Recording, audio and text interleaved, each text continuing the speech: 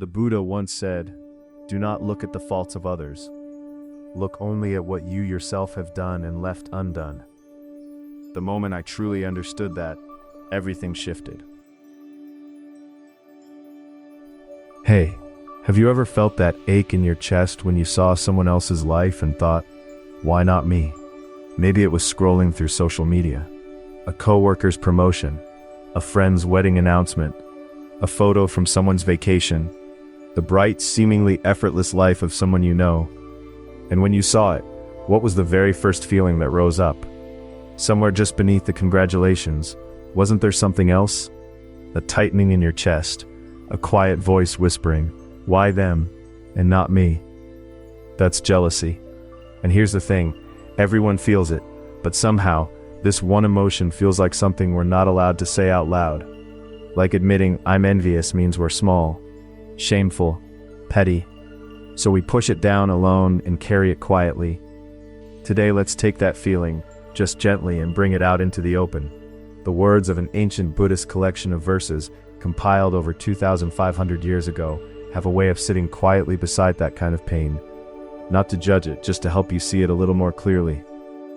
A monk once told me that he spent an entire season watching his brother receive praise from their teacher, while his own efforts went unnoticed. Until one morning, he realized he could barely remember what he'd been jealous about, only that the jealousy itself had become his closest companion. What he discovered was that the envy wasn't really about his brother's praise at all. It was about a story he'd been telling himself, about what he deserved, what he was worth. The Buddha taught that this is where jealousy lives, not in the other person's good fortune, but in the gap between who we think we should be and who we believe we actually are.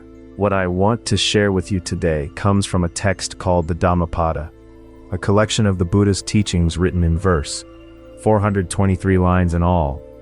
Gathered over 2,500 years ago, the name means the path of truth.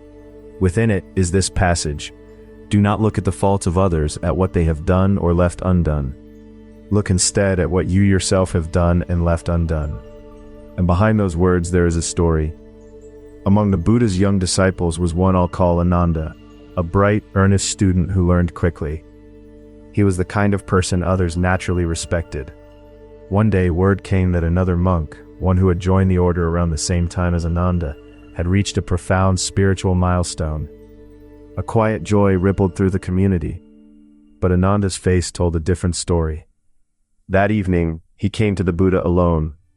"Teacher," he said quietly, "I have something shameful to confess." The Buddha waited. When I heard that he had reached that place, I couldn't feel glad. I tried, but all I felt was, why him and not me? And then I felt disgusted with myself for even thinking it. Ananda lowered his head. The Buddha sat in silence for a long moment. Then he spoke, slowly. "Ananda, do you understand where that suffering comes from? You are looking at someone else's field.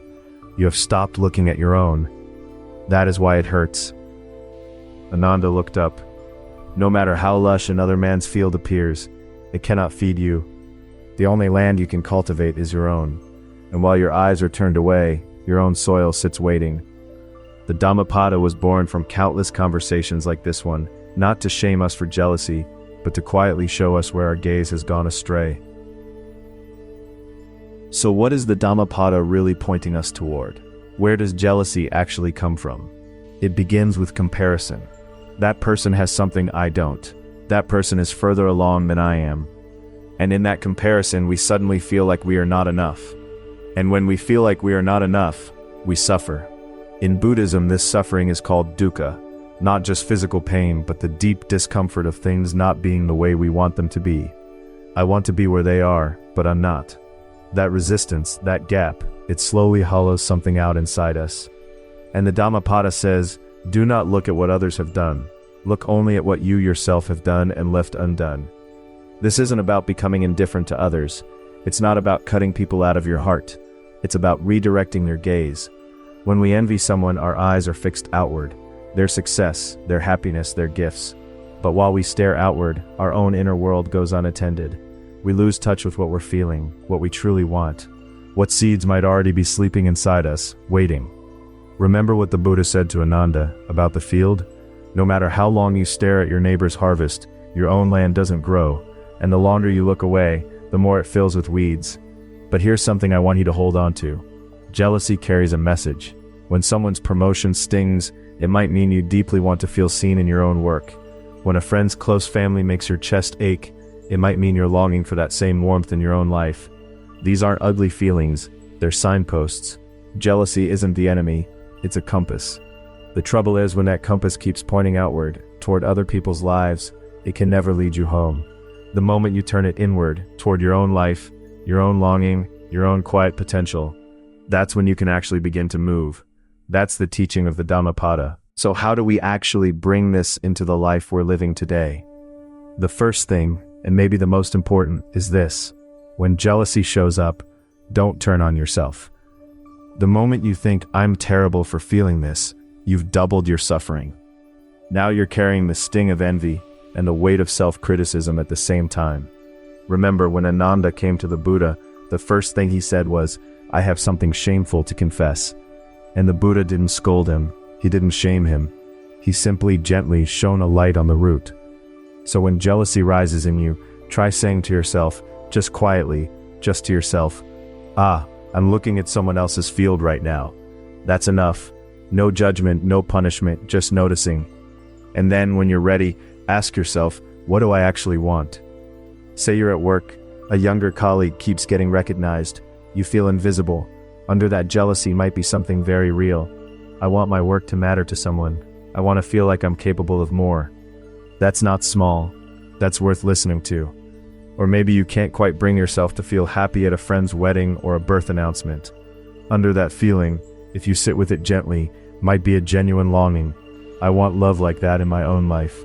I want to feel that close to someone. That's a beautiful wish. You don't need to shame it away. You just can't fill it by measuring it against someone else's life. It has to be grown, slowly, in the soil of your own. For parents, it might sound like their child is already fluent in another language. That mother always makes everything from scratch. But here's the quiet truth. Your child doesn't need the neighbor's lunch. They need your face, your presence, your particular kind of love. The only thing that grows in your field is what you plant there. The Dhammapada also says this, even if one were to conquer 1,000 men in battle 1,000 times, the greatest victory belongs to the one who conquers oneself. Winning against others was never the point. The harder work and the more worthy one is learning to face what's inside you. That has been true for 2,500 years. It's still true now. Let me leave you with one thought, just one thing to carry with you. Jealousy doesn't mean you're weak. It means you want something deeply. It means you care. So instead of pushing it away, try this. Once in a while, hold it gently in your hands and take a good look at it. Whose field am I looking at right now? When that question surfaces, let your gaze come back, just a little, to your own life. What do you want to plant? What do you want to grow? You don't have to be faster than anyone. You don't have to arrive first. The Dhammapada says, be a light unto yourself. Be your own refuge. You don't need someone else's light to see by. The warmth is already inside you, even if it feels small, even if it flickers. Thank you for being here with me today. The fact that you found your way to this, I think it means something. Please, tend to your own field. Slowly, gently. It's the only one that was ever truly yours. A woman I knew spent years watching her sister's success, until one morning she noticed her own garden had gone to seed. She knelt down and began again, not in haste, but with her hands in the soil, feeling what was real. Within a season, she couldn't tell you what her sister was doing anymore because she was too busy marveling at what was growing in front of her. That's what I mean, the jealousy doesn't disappear, but it becomes your teacher instead of your torment.